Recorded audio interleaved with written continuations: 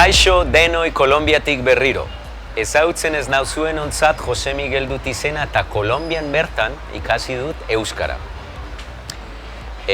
Aspaldidanik nuen amets itzel bat Euskal Herrira joatea, eta orain dela urtebete 2015ko udazkenean egi bihurtu da nire ametsa. Euskal Telebistarako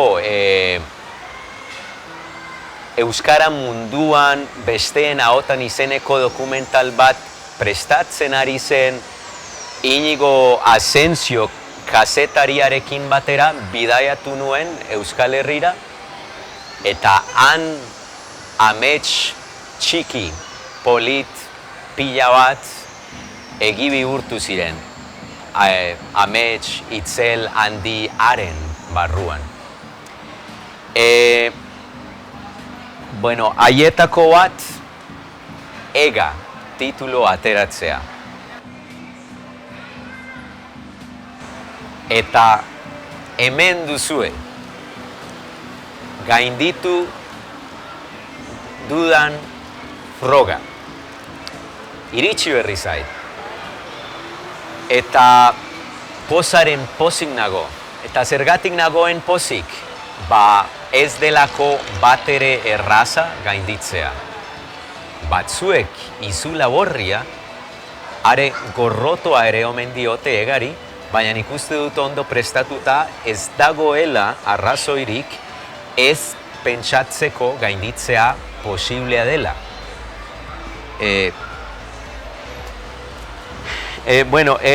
Ega zer den?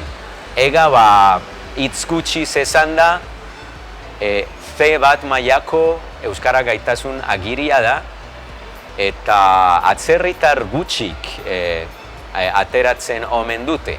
Hemen Hego Amerikan adibidez, nik bi kasu bakarrik ezagutzen ditut, Argentinar batek eta Uruguaiar batek lortu zuten Ega ateratzea 2008an, eta orain irakasle gisa aritzen dira.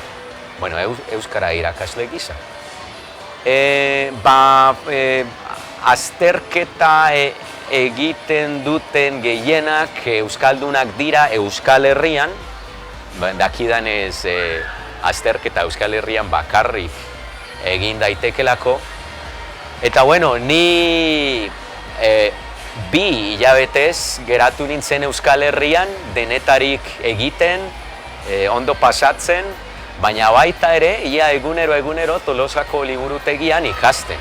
Buru belarri gainera, eta kalean mota orotako euskaldunekin hizketan.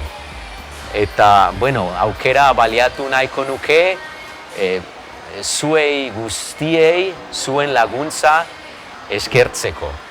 Batez ere, irakasle bati nire testu batzuk zuzendu zizkidana, zuk badakizu nor zaren, besarka handi bat.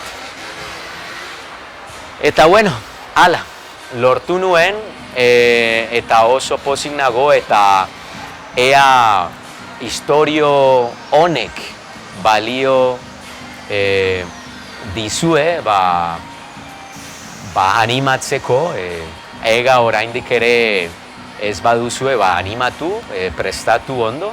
Ni, Kolonbian hilabetez prestatu nintzen Egarako, eta gero Euskal Herrian, esan bezala, 2 hilabetez, orduan 3 hilabetez eta lortu dut.